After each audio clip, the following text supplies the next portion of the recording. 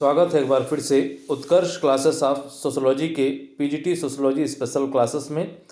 आज हम देखेंगे सामाजिक समूह सोशल ग्रुप से संबंधित कुछ अन्य महत्वपूर्ण प्रश्न जो संबंधित होंगे प्राथमिक समूह, द्वितीयक समूह, संदर्भ समूह, अंतर समूह, वाह्य समूह आदि अन्य समूह के प्रकारों से।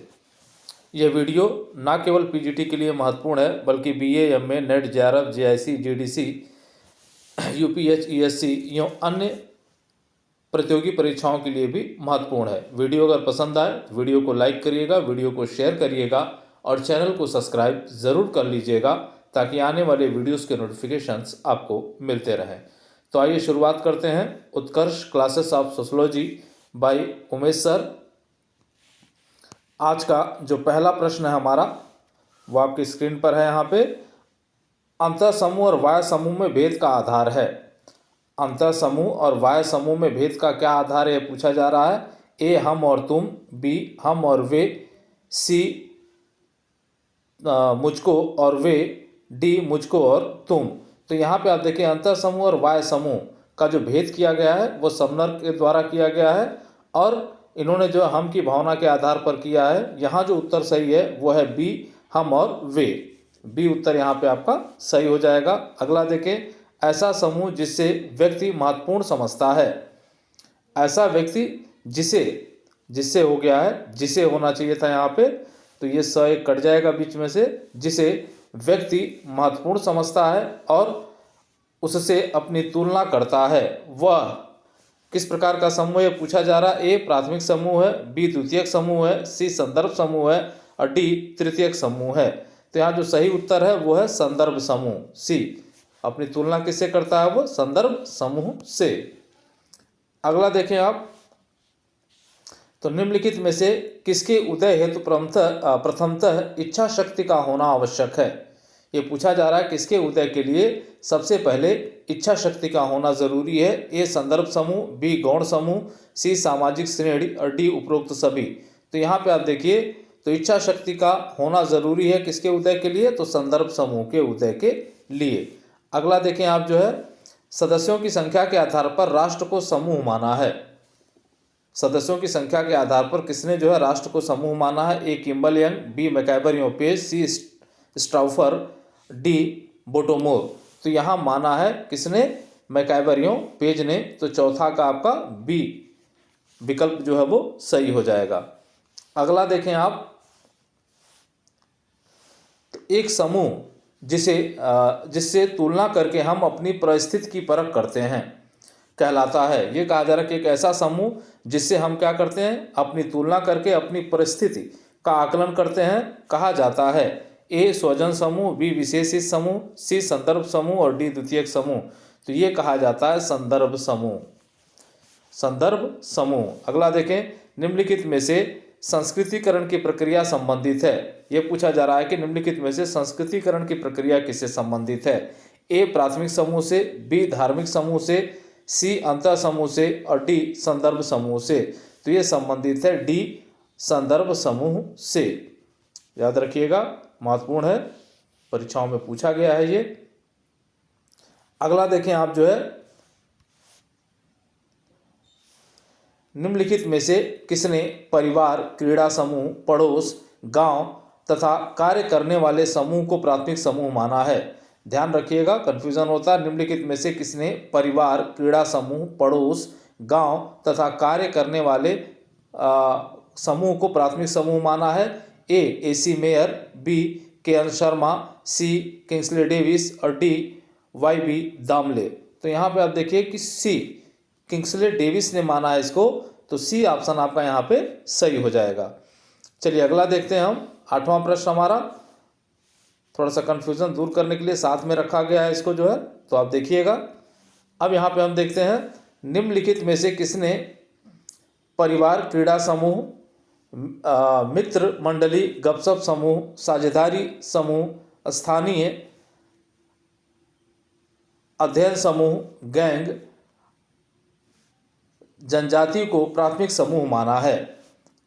ये पूछा जा रहा है किसने परिवार को, क्रीड़ा समूह को, मित्र मंडली को, गपशप समूह को, साझेदारी को, स्थानीयता को, अध्ययन समूह को, गैंग और जनजातियों को प्राथमिक समूह माना है। ए गिन्सबर्ग, बी किंग्सले डेविस, सी बोटोमोर और डी मैकाइवरियो पेज। तो यहाँ पे आप देखिए ये जो कथन है वो किसका है, मैकाइवरियो पेज का है।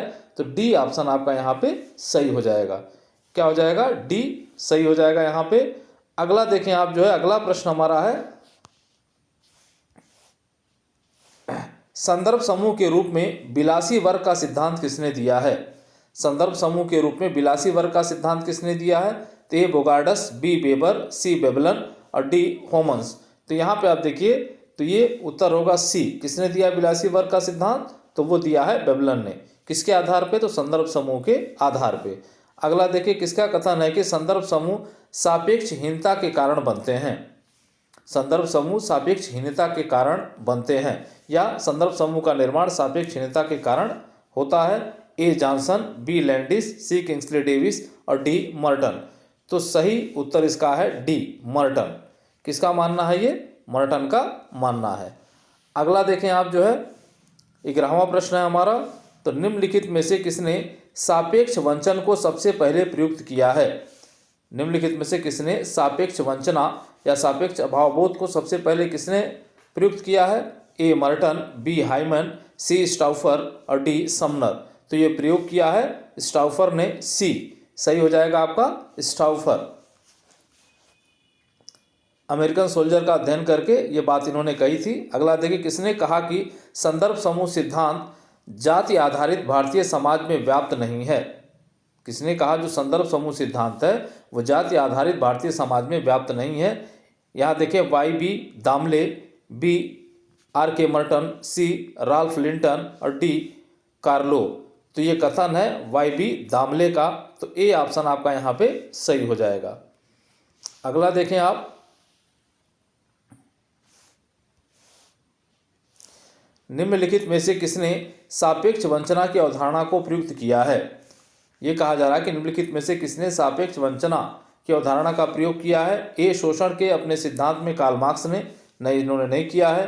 बी वर्ग असमानता के अपने सिद्धांत में मैक्स वेबर ने, इन्होंने भी जो है इस रूप में सापेक्ष वंचना का प्रयोग नहीं किया है। अगला देखिए संदर्भ समूह व्यवहार के अपने अध्ययन में रॉबर्ट मर्टन ने, इन्होंने संदर्भ समूह का प्रयोग जो है संदर्भ समूह व्यवहार के अध्ययन के अंतर्गत जो है वो कर रखा है सापेक्षिक वंचन का।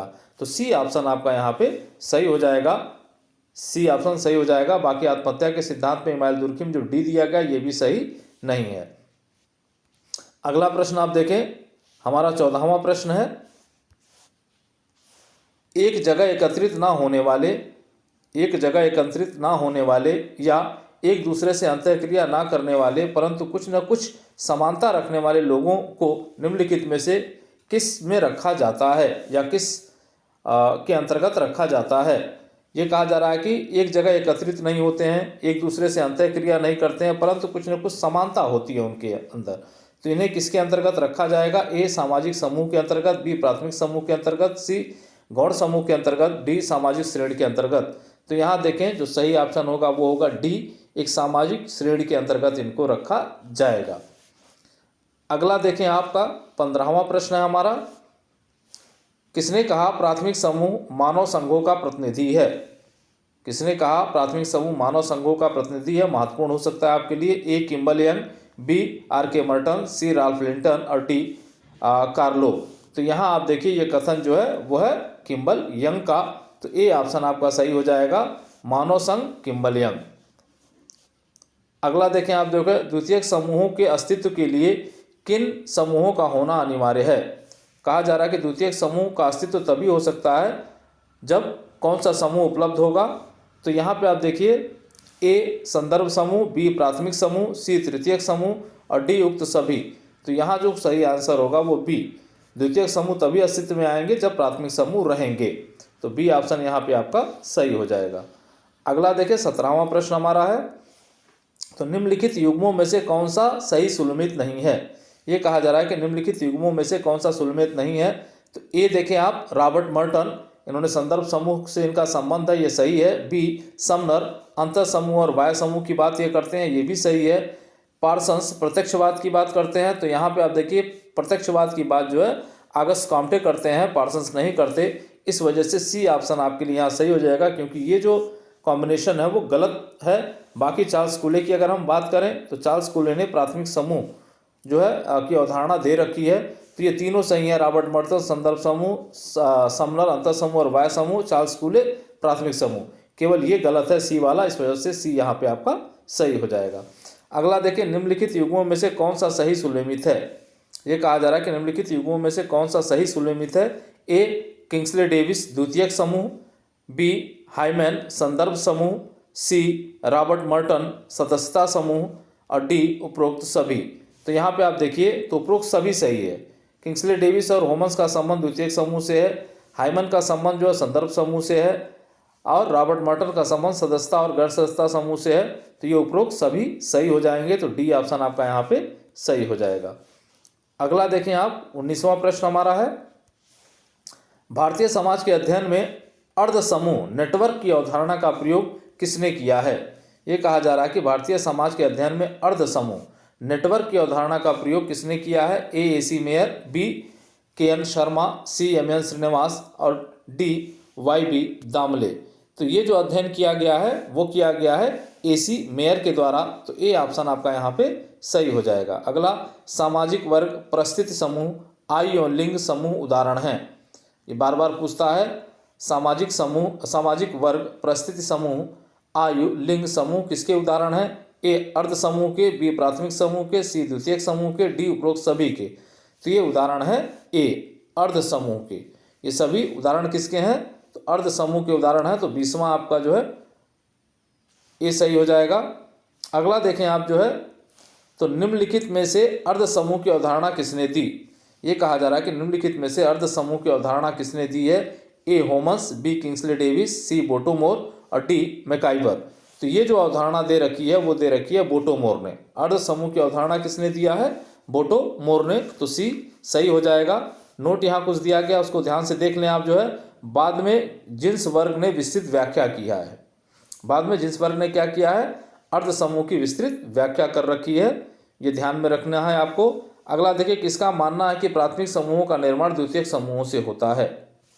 किसका मानना है कि प्राथमिक समूहों का निर्माण जो होता है वो द्वितीयक समूहों से होता है। ए स्टीवर्ट गिलिन, बी होमस, सी आगमन निमकॉफ और डी चार्ल्स कूले। तो यहाँ पे आप देखिए तो ये बात जो कही वो कही थी स्टीवर्ट गिलिन ने। स्टीवर्ट गिलिन ने कहा था कि प्राथमिक समूह का निर्माण जो द्वितीयक समूहों से ही होता है। तो ए ऑप्शन आपका यहाँ पे सही हो जाएगा। अगला प्रश्न आप देखें, 23वां प्रश्न हमारा है, निम्नलिखित में से अर्ध समूह की विस्तृत व्याख्या किसने की है। अभी नोट में आपने देखा, निम्नलिखित में से अर्ध समूह की विस्तृत व्याख्या किसने की है। ए जिन्सवर्ग, बी किंग्सले डेविस, सी बोटोमोर और डी मैकाइवर या मैकाइवर पेज। अगला यहाँ देखें तो ये उत्तर उसका हो जाएगा ए। जिन्सवर्ग ने जो है विस्तृत व्याख्या दी है, जबकि अर्ध समूह की अवधारणा जो है किसने दिया है, तो बोटोमोर ने दे रखा है। अगला देखें, एक दबाव समूह को सामान्यतः कहा जाता है। ये कहा जा रहा है कि एक दबाव समूह को सामान्यतः क्या कहा जाता है। ए निर्जाति समूह कहा जाता है, बी विशिष्ट हित समूह कहा जाता है, डी जाति समूह कहा जाता है और डी संदर्भ समूह कहा जाता है। ऑप्शन फिर से सुन लें, निर्जाति ए, बी विशिष्ट हित समूह, सी जाति समूह और डी संदर्भ समूह। तो ये कहा जाता है विशिष्ट हित समूह। बी ऑप्शन आपका यहाँ पे सही हो जाएगा। अगला देखें, 25वां प्रश्न हमारा है, समाज का कौन सा समूह परिवर्तन नहीं चाहता। ये कहा जा रहा है कि समाज का कौन सा समूह परिवर्तन नहीं चाहता है। ए बाह्य समूह, बी व्यस्त स्वार्थ समूह, सी श्रमिक समूह और डी संदर्भ समूह। तो यहाँ पे आप देखिए कि वही समूह जो परिवर्तन नहीं चाहेगा जिसके स्वार्थों की पूर्ति वर्तमान व्यवस्था से हो रही हो। तो बी ऑप्शन यहाँ पे सही हो जाएगा, स्वार्थ समूह या व्यस्त स्वार्थ समूह या विशिष्ट स्वार्थ समूह। चलिए अगला देखिए, निम्नलिखित में से किस समूह को हम मान्यता, स्वामी भक्ति एवं सहायता करने की प्रकृति की अपेक्षा करते हैं। ए प्रकारात्मक समूह, बी अंतः समूह, सी गैसेल्साफ और डी प्रकल्प समूह। तो ये है अंतः समूह, वह ऐसा समूह जो हम मान्यता, स्वामी भक्ति और सहायता करने की प्रकृति की अपेक्षा करते हैं, उससे वह है हमारा अंतः समूह। अगला देखें आप जो है, जाति को वर्गीकृत किया जा सकता है। ये कहा जा रहा है कि जाति को वर्गीकृत किया जा सकता है। ए द्वितीयक समूह के रूप में, बी प्राथमिक समूह के रूप में, सी अंतर्विवाही समूह के रूप में और डी धार्मिक समूह के रूप में। तो जाति को वर्गीकृत किया जा सकता है अंतर्विवाही समूह के रूप में, तो सी ऑप्शन यहाँ पे सही हो जाएगा। अगला देखें, निम्नलिखित में से किसे एक अर्ध समूह कहा जा सकता है। ये कहा जा रहा है कि निम्नलिखित में से किसे एक अर्ध समूह कहा जा सकता है। ए राज्य, बी परिवार, सी जाति और डी उत्तेजित जनसमूह। तो यहाँ पे आप देखिए, तो हम उत्तेजित जनसमूह को जो एक अर्ध समूह कह सकते हैं। अर्ध समूह की विशेषताएं एक उत्तेजित जनसमूह के अंतर्गत पाई जाएंगी। चलिए अगला देखें आप जो है,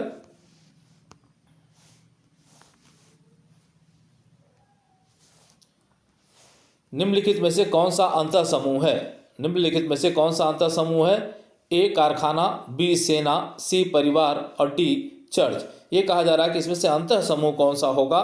तो अंतर समूह की संपूर्ण विशेषताएं परिवार की होती हैं, तो सी ऑप्शन आपका यहाँ पे सही हो जाएगा। अगला देखें, निम्नलिखित में से कौन बाह्य समूह है पूछा जा रहा है। निम्नलिखित में से कौन सा बाह्य समूह है। ए पड़ोस, बी सेना, सी परिवार और डी क्रीड़ा समूह। तो यहाँ पे आप देखिए कि ए ये भी अंतर समूह है, सी परिवार ये भी अंतर समूह है, डी ये भी अंतर समूह है, लेकिन सेना जो अंतर समूह नहीं है, इस वजह से बी ऑप्शन आपका यहाँ पे सही हो जाएगा।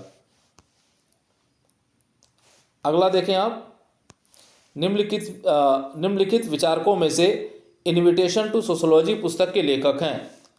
इन्विटेशन टू सोशियोलॉजी पुस्तक का लेखक पूछा जा रहा है। A Becker, B Burger, C Sumner और डी फ्रायड।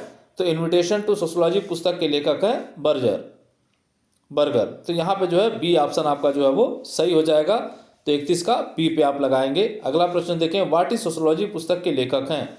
ये पूछा जा रहा है कि व्हाट इज सोशियोलॉजी पुस्तक के लेखक कौन है। ए मीड, बी कूले, सी इंकल्स और डी उक्त में से कोई नहीं। बहुत ही महत्वपूर्ण प्रश्न है, कई बार परीक्षाओं में पूछा गया है। व्हाट इज सोशियोलॉजी पुस्तक के लेखक है इंकल्स। तो सी ऑप्शन आपका जो है वो सही हो जाएगा यहाँ पे। अगला देखें आप, तो हमारा 33वां प्रश्न है, निम्नलिखित में से कौन सा कथन दबाव समूह का अर्थबोध कराता है।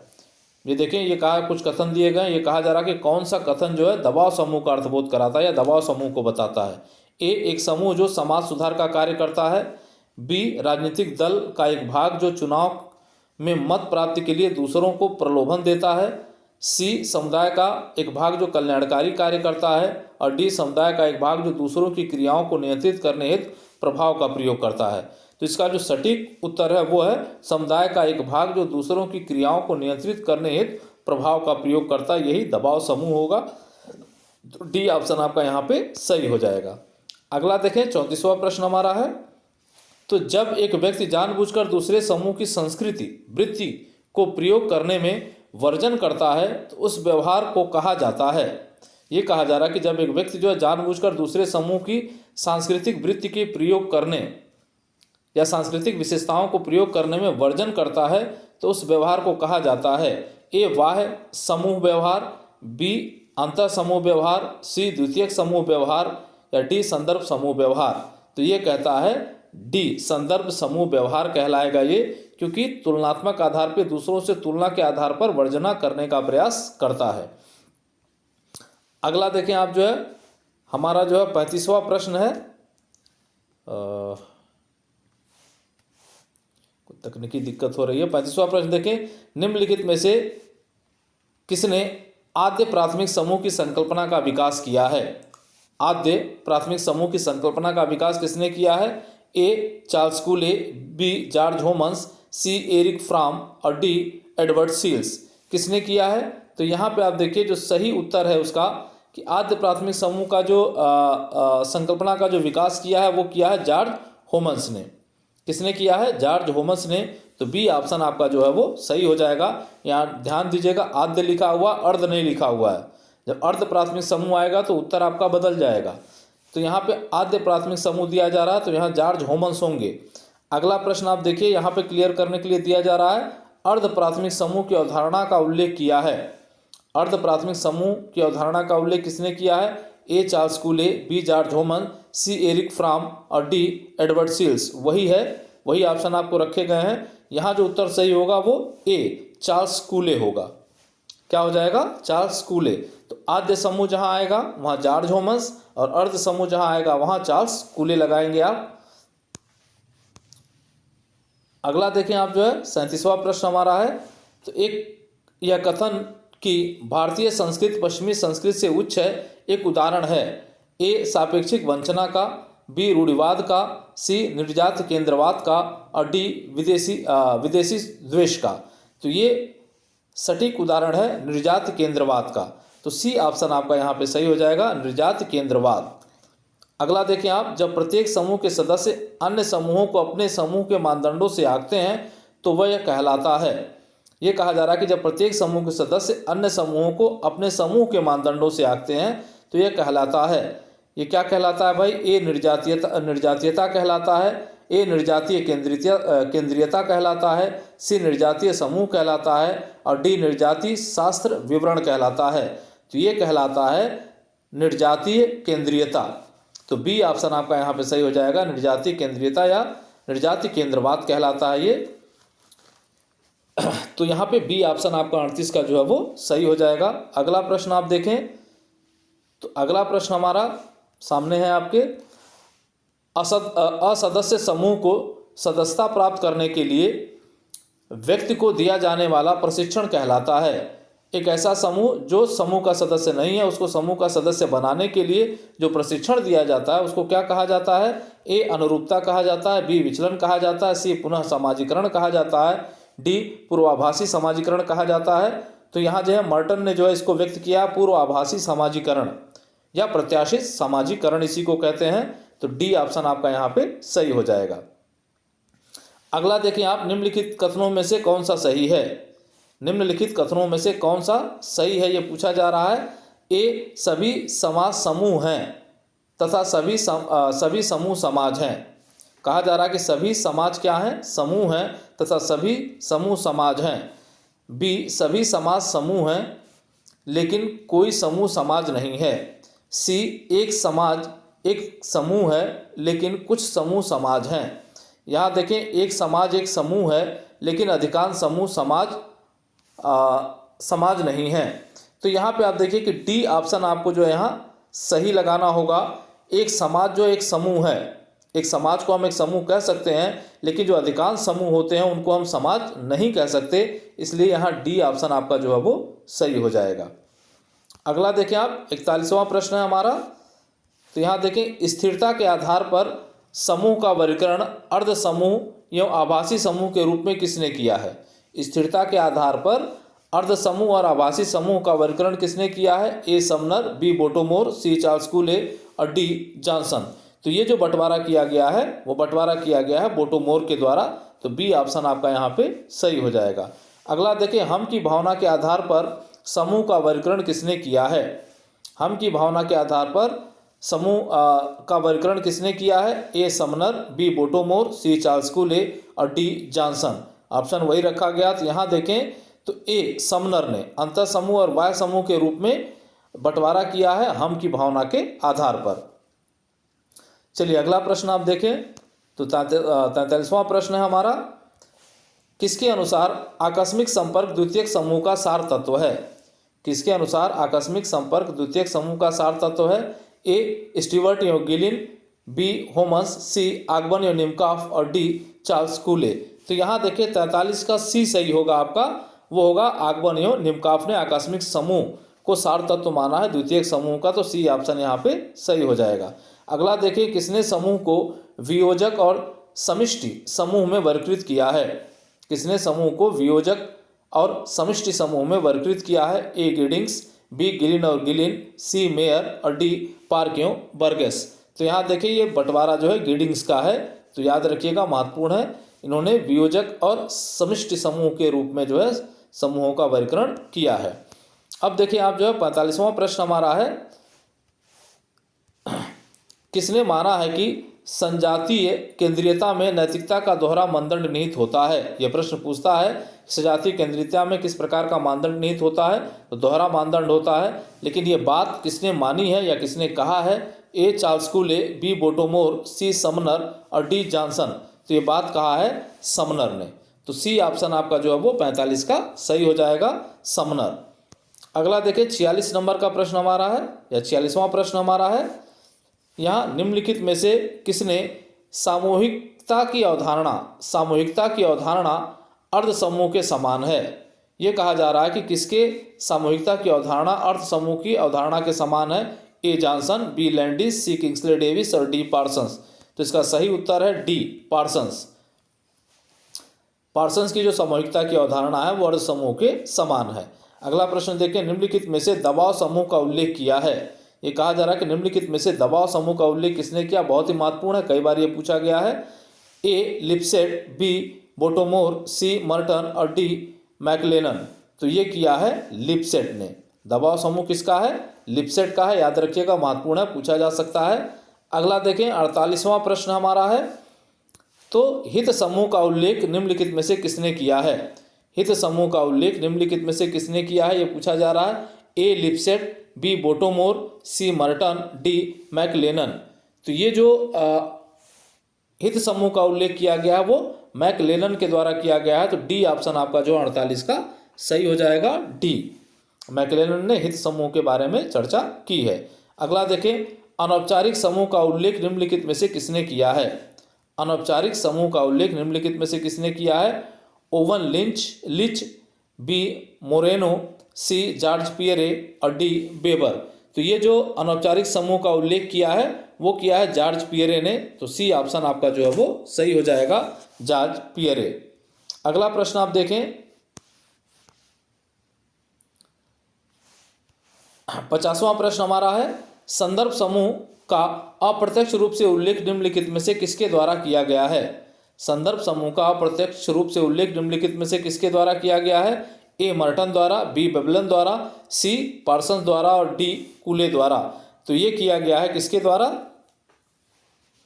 किया गया है ये वेबलन के द्वारा। बी विलासी वर्ग की बात ये करते हैं, वेबलन के द्वारा जो है अप्रत्यक्ष रूप से मर्टन के संदर्भ समूह का इस्तेमाल जो है वो किया गया है विलासी वर्ग के अध्ययन के अंतर्गत। तो यहाँ बी ऑप्शन आपका सही हो जाएगा। अगला देखें, 50वां प्रश्न हमारा है, 51 नंबर का प्रश्न है हमारा, निम्नलिखित में से किसने भारत में पहली बार मर्टन के संदर्भ समूह का अनुभवी परीक्षण किया? ये कहा जा रहा है कि जो मर्टन का संदर्भ समूह था भारत में उसका अनुभवी परीक्षण किसके द्वारा किया गया है? ए ओवन लिच के द्वारा, बी मोरेनो के द्वारा, सी जॉर्ज पियरे के द्वारा, डी वेबर के द्वारा। तो ये परीक्षण किया गया ओवन लिच के द्वारा। तो ए ऑप्शन आपका यहाँ पे सही हो जाएगा। अगला देखें, स्वसमूह केंद्रिता की अवधारणा का प्रयोग सर्वप्रथम किसने किया है? तो A Charles Cooley, B Bottomore, C Sumner और डी जॉनसन। तो किसने किया है? तो ये किया है समनर ने। स्वसमूह केंद्रितता की अवधारणा का प्रयोग समनर के द्वारा किया गया है। तो सी ऑप्शन आपका यहाँ पे सही हो जाएगा। तो ये रहा आज का वीडियो। उम्मीद करते हैं कि ये वीडियो आपको पसंद आएगा। वीडियो अगर पसंद आए तो वीडियो को लाइक करिएगा, वीडियो को शेयर करिएगा और चैनल को सब्सक्राइब ज़रूर कर लीजिएगा। जय हिंद, जय भारत।